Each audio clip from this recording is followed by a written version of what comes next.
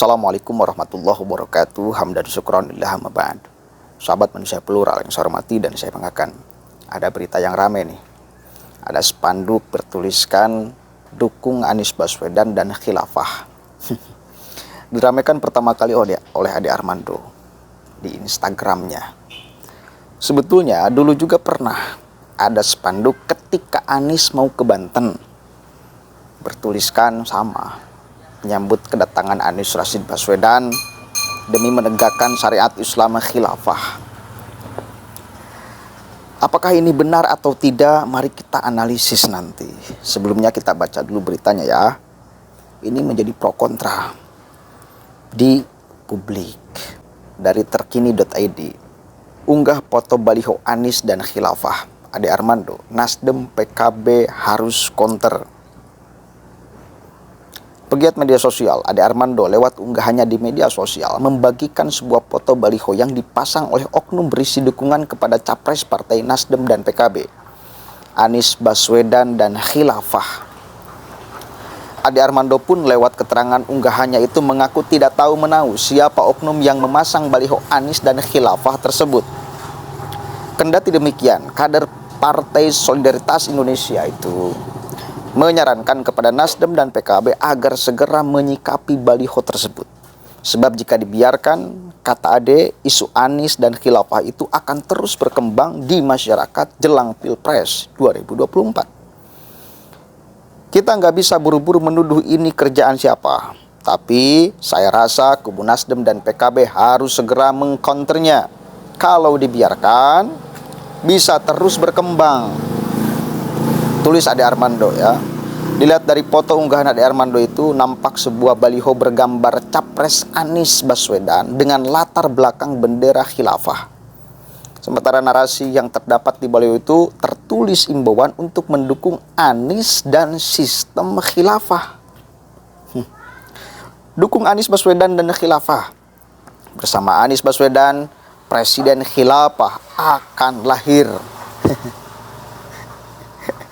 Demikian narasi tertulis dalam baliho itu. Unggahan Ade Armando itu pun menuai ratusan komentar dari warganet. Saya setuju dengan ini. Partai pendukung perlu klarifikasi dan pastikan bahwa hal ini tidak akan terjadi. Itu salah satu komentar warganet. Benar. Partai pengusung mesti mengklarifikasinya. Ini kerjaan siapa? Apakah kerjaan pendukung Anies atau memang ada oknum yang dari luar yang mencoba ingin mendiskreditkan Anies? Tapi yang jelas poinnya adalah bahwa publik sudah ada kesadaran menyeluruh tentang bahayanya orang yang terus mempropagandakan sistem khilafah untuk mengganti sistem negara ini. Hasil kesepakatan kita. Bahkan kalau kita mau kutip ucapan Mahfud MD, orang yang memaksakan sistem ini diganti, maka orang itu bugot, melawan negara, dan orang itu bisa dibunuh gara-gara menentang negara. Itu ucapan Mahfud MD. Kemarin saya upload tuh. Jadi hati-hati. Apakah ada kelompok kayak gitu? Ada. Sekarang masih ada, masih hidup. Kita nggak bisa menutup mata, bos. Kelompok itu masih ada, masih hidup. Meskipun organisasinya udah dibubarkan, HTI, tapi para ideolognya tetap dibiarkan hidup sampai sekarang mempropagandakan sistem khilafah. Coba cek di channel Ahmad Khozinuddin. Tiap hari dia memproduksi konten propaganda tentang khilafah, mengganti sistem ini. Tiap hari saya intip konten-konten kayak gitu tuh, dan saya counter.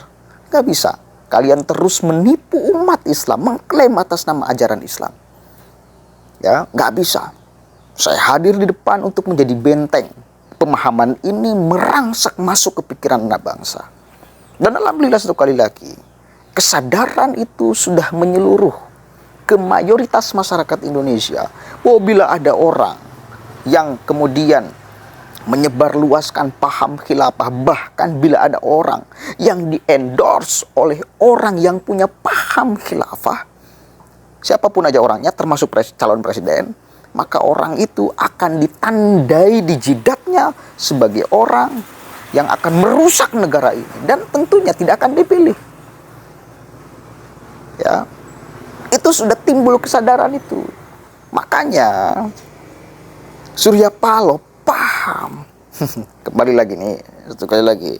Surya Paloh paham bila hanya membuat strategi untuk memenangkan Anies seperti Prabowo di tahun 2014 dan Prabowo di tahun 2019, maka tidak akan menang itu Anies. Hanya mengandalkan kekuatan orang yang berbasiskan pikirannya ingin mengganti sistem ini untuk memilih. Kalau hanya mengandalkan kekuatan itu, tidak akan jadi. Kenapa? Karena kesadaran publik ini sudah semakin banyak dan mereka kecil sebetulnya. Makanya Surya Paloh paham. Akhirnya ngambil Caimin, berharap suara NU masuk, berharap stempel di jidat Anies sebagai bapak politik identitas itu terhapus, berharap ya bahwa dukungan yang mengalir di belakang Anies itu bukan hanya kelompok Islam kanan, tetapi juga ada Islam moderat. Ya, itu adalah dari kalangan NU. Kan itu demi untuk menghapuskan stigma Anies. Begitu. Kembali lagi kita lanjut dulu. Sekali lagi saya syukur alhamdulillah karena sudah mulai ada kesadaran itu. Makanya semua capres bila kemudian di-endorse oleh mereka itu ketakutan. Coba sampai detik ini belum ada yang muncul. Orang-orang HTI itu belum ada yang muncul. Dia mendukung siapa? Ya. Apalagi kalau kita mau lihat Alfian Tanjung ucapannya, dia akan melakukan kontrak politik. Dulu dikatakan dengan Anies Baswedan, bila kemudian ingin dipilih oleh orang-orang HTI, maka konsekuensinya bila jadi harus dibangkitkan HTI kembali. Kan itu kontrak politiknya kan. Tapi nggak tahu ketika kemudian sekarang Anies menggandeng Caimin, di sana ada orang-orang NU. Tentu ini bisa menjadi benteng tebal bagi orang-orang pemahaman kanan masuk mengendalikan Anies atau membuat kontrak politik perjanjian penghidupan organisasi terlarang di Republik ini. Ada bentengnya tuh. Tapi nggak tahu masih nggak benteng itu bisa ditembus oleh mereka atau tidak. Kan itu pertanyaannya. Dan kita lihat pertunjukannya nanti akan seperti apa. Lanjut nih. Lebih baik ngurus internal partai atau koalisi masing-masing saja daripada memposting sesuatu yang dapat menimbulkan konflik. Ujar netizen yang lain. Betul, bisa saja ada oknum seberang yang dengan sengaja merusak citra salah satu bacawa pres. Bayangkan, sudah ada timbul pikiran di publik bahwa ketika orang di-endorse oleh kelompok yang ingin mengganti negara ini, sistem negara ini, dianggap merusak citra. Ini apresiasi, ini kerja-kerja kita di media sosial untuk menerangkan kepada publik bahwa hati-hati dengan orang yang membawa ideologi khilafah untuk diterapkan dan dijejalkan kepikiran anak bangsa. Dan alhamdulillah kesadaran itu sudah mulai menyeluruh sekarang. Akhirnya, satu kali lagi, bila ada orang yang bahkan di-endorse oleh kelompok mereka, itu merusak citra dia. Dan terbukti sampai sekarang. Sekarang nih, dari 3 calon presiden yang berkeliaran itu, ada nggak yang mendekat kepada mereka? Nggak ada, saya belum melihat itu. Ya, karena mereka sadar bahwa masyarakat ini sudah ada di dalam titik kesadaran bahwa Pancasila ini adalah ideologi yang mesti kita anut dan patuhi dan tidak boleh ada yang mengganggunya. Dan bila ada yang mengganggunya, siap-siap aja. Dan jelas orang-orang HTI mau mengganggu Pancasila.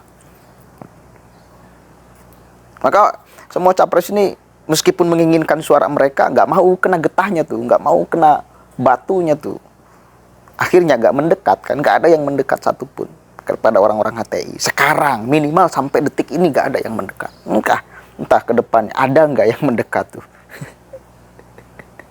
Prabowo udah ganti strategi. Prabowo itu udah ganti strategi kan. Belajar dari pengalaman kekalahan. Kalau masih mau mengandalkan kekuatan mereka, maka dipastikan kalah kembali. Akhirnya Dia ganti strategi tuh. Masuk deh ke koalisi pemerintahan. Berharap suara pendukung Presiden Jokowi. Kan itu. Ya. Karena pendukungnya pada tahun 2014 dan 2019 itu tidak bisa diharapkan kemenangan, tidak bisa mengharapkan kemenangan. Karena sedikit dan propagandanya ditentang oleh banyak orang. Gitu. Isu yang kemudian dihembuskannya ditolak oleh banyak orang. Ini isu identitas yang dihembuskan kan. Dan itu sekarang ditolak oleh banyak orang. Itu fakta loh, itu fakta. Coba aja Anda, pendukung siapapun aja yang menghembuskan politik identitas, maka siap-siap akan tenggelam. Siap-siap akan tenggelam. Anies sudah ada nih yang menyebutkan sebagai dia adalah Imam Mahdi. Hati-hati, itu bakal jadi bumerang loh. Hati-hati, itu Anies ketika ada orang yang memfatwakan itu akan menjadi bumerang bagi Aniesnya. Bagi Anies. Karena orang akan melihat trauma dulu berpotensi dibangkitkan lagi bila isu ini lalu kemudian terus diangkat dan dimainkan. Trauma kemudian karena perpecahan di bawah gara-gara isu politik, kepentingan politik. Trauma ketika melihat keluarga gara-gara beda pilihan presiden lalu bercerai. Trauma, gak mau itu terjadi di 2024 nanti. Dan hanya satu yang berpotensi untuk menggugurkan keluarga itu adalah kalau di dalam urusan politik isu yang dipakainya apa. Maka hati-hati bila ada orang pendukung yang memainkan isu agama di dalam upaya memenangkan jagoannya. Hati-hati, Anda bakal tenggelam, jagoan Anda bakal tenggelam. Sudah ada sampai tingkat kesadaran itu sekarang publik. Sampai saat ini juga belum ada tanggapan resmi dari Partai Nasdem, PKB maupun Anies Baswedan terkait unggahan Ade Armando itu. Yes lah, poinnya itu.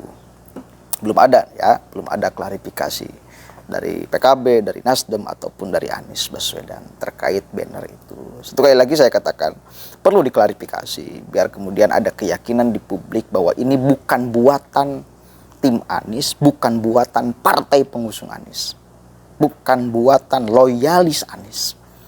Dan pastikan kepada publik bahwa bila Anies terpilih tidak akan terjadi seperti apa yang dituliskan di banner. Harus ada itu. Kalau enggak, siap-siap. Siap-siap. Kita lihat aja publik menilainya seperti apa. Menurut saya seperti itu biar clear. Di sana ada Caimin loh, ada PKB loh. Bersuara dong. Bantah itu kalau memang tidak gitu loh. Kecuali kalau iya ya mainannya masih itu. Tapi masa iya sih kader-kader NU mainannya seperti itu, picik banget ya. Masih ada mainan yang lain yang bisa diolah untuk kemudian menaikkan elektabilitas Anies dan meraih dukungan dari masyarakat banyak. Mereka segelintir sedikit loh. Carilah strategi yang lain. Oke, mudah-mudahan ada manfaatnya. Wallahul muwaffiq ila aqwamit thoriq. Wallahu a'lam bishawab. Assalamualaikum warahmatullahi wabarakatuh.